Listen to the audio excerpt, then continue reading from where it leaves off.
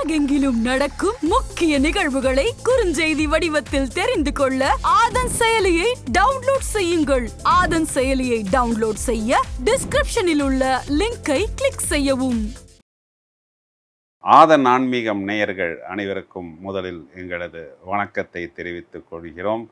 இந்த பதிவில் நாம் மிகவும் ஆர்வமாக எதிர்பார்த்து கொண்டிருக்கக்கூடிய ஆவணி மாதத்துக்குண்டான பலன்கள், அதாவது ஆகஸ்ட் 17ஆம் தேதி முதல் செப்டம்பர் 16ஆம் தேதி வரை கிரக நிலைகள் எவ்வாறு இருக்கிறது, சூரியன் கடகத்திலிருந்து சிம்மத்திற்கு சஞ்சாரம் செய்யக்கூடிய இந்த மாதத்தை தான் ஆவணி மாதம் என்றும் சிம்ம மாதம் என்றும் ஜோதிடத்தில் அழைக்கப்படுவதுண்டு.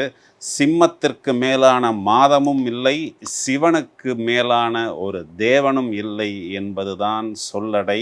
இந்த ஆவணி மாதத்துக்குண்டான சிறப்புகள் என்று எடுத்துக்கொண்டால் அமர்க்களமான கிருஷ்ண ஜெயந்தி 26/8 கிருஷ்ண ஜெயந்தி கொண்டாடப்படுகிறது.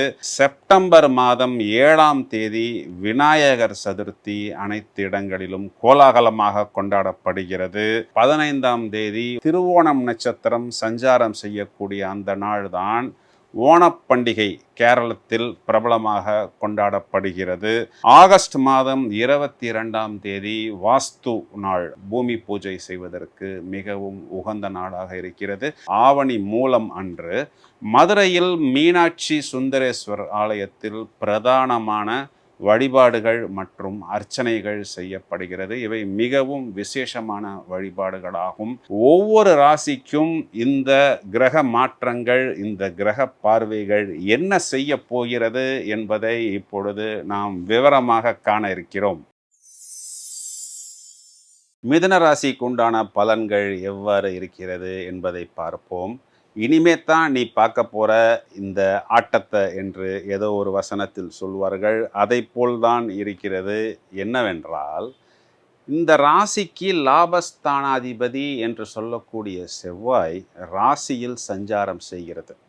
இந்த செவ்வாய் என்ற கிரகம் ஒரு யுத்தகாரகன், ஒரு போர் கிரகம், ஒரு வேகத்தை கொடுக்கக்கூடியது. ஆனால் மிதுன ராசிக்காரர்கள் பொதுவாகவே விவேகமாக செயல்படுவார்கள்.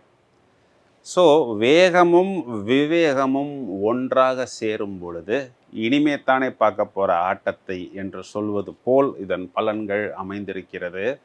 இவர் ஒரு ஆற்றலை வெளிப்படுத்துவார், எதிரிகளை பந்தாட வைப்பார், எதிர்ப்புகளை முறியடிக்க வைப்பார். மேலும் நாம் செல்லக்கூடிய இடங்களில் நமக்கு ஒரு முத்திரையை ஏற்படுத்துவது போல் ஒரு வேகத்தை கொடுப்பார். இந்த செவ்வாய் என்ற கிரகம் 6ஆம் வீட்டுக்கு அதிபதி என்றாலும் இவர்தான் லாபஸ்தானத்துக்கும் அதிபதி. இங்கு 6ஆம் வீட்டுக்கு குருவின் பார்வை வந்து விடுகிறது. எனவே இவர் கண்டிப்பாக லாபத்தை கொடுத்துத்தான் ஆக வேண்டும் என்ற ஒரு கட்டாயத்தில் இருக்கிறார்.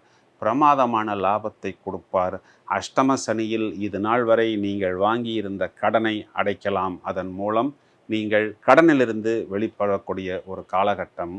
இந்த ராசிக்கு 2ஆம் இடத்தில் புதன் என்பது இவர்களுக்கு ராசியாதிபதி. தனம், குடும்பம், வாக்கு, இதனால் இவர்கள் கொடுத்த வாக்கை காப்பாற்ற முடியும். மேலும் சுப செலவுகளாக இருந்தாலும் அல்லது பணப்புழக்கம் என்பது இவர்களுக்கு சீராக இருக்கும். குடும்பத்தில் சுப நிகழ்வுகள் என்பது கண்டிப்பாக நடக்கும். இந்த ராசியாதிபதி புதன் பிறகு இந்த மாதத்தின் நடுப்பகுதியில் 3ஆம் இடம் என்று சொல்லக்கூடிய வெற்றி ஸ்தானத்திற்கு வருகிறார். இதனால் இவர்களது முயற்சிகளில் நிகரற்ற வெற்றி என்பது ஏற்படும். வெளிநாட்டு தொடர்பு என்பது இவர்களுக்கு ஏற்படும். புதிய ஆர்டர்ஸ், புதிய ஒப்பந்தங்கள் இவர்களுக்கு வந்து கொண்டிருக்கும்.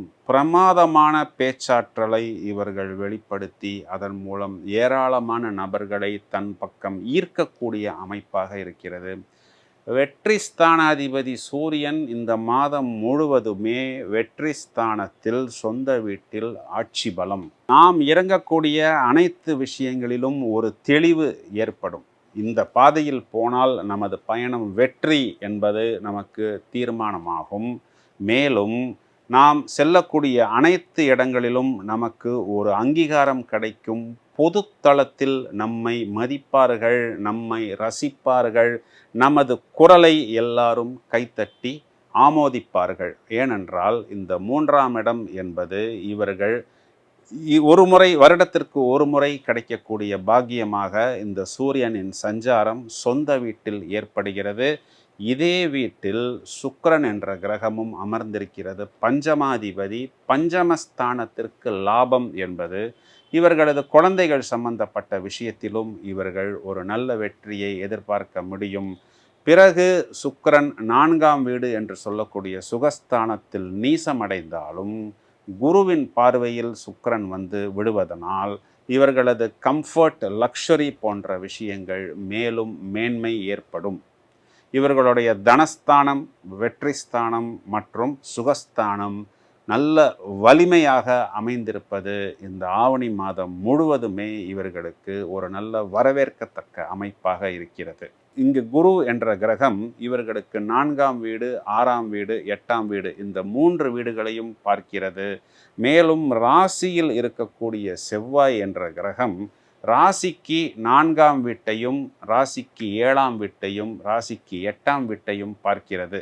ராசிக்கு 9ஆம் வீட்டில் சனி என்ற கிரகம் வக்கரமடைந்திருந்தாலும் இவர்களது பாக்கியங்கள் மற்றும் அனுகூலங்கள் தொய்வில்லாமல் இவர்கள் ஈடுபடக்கூடிய அனைத்து முயற்சிகளாக இருந்தாலும், அல்லது ஆன்மீக பயணங்களாக இருந்தாலும், அல்லது வெளிநாட்டு தொடர்பிலிருந்து நமக்கு வர வேண்டிய நல்ல விஷயங்களாக இருந்தாலும், குறிப்பாக அரசாங்கம் சம்பந்தப்பட்ட விஷயங்களிலிருந்து நான் வெகு நாட்களாக காத்திருக்கிறேன். ஒரு ஒப்பந்தம் வர வேண்டும், ஒரு பேமெண்ட் வர வேண்டும், அல்லது எனக்கு ஒரு அரசாங்கம் தொடர்பான வேலை வாய்ப்பு வர வேண்டும் என்று இவர்கள் எதிர்பார்த்து காத்திருக்கக்கூடிய அனைத்து விஷயங்களிலும் ஒரு நல்ல நிகரற்ற வெற்றி என்பதை இவர்கள் பெற முடியும்.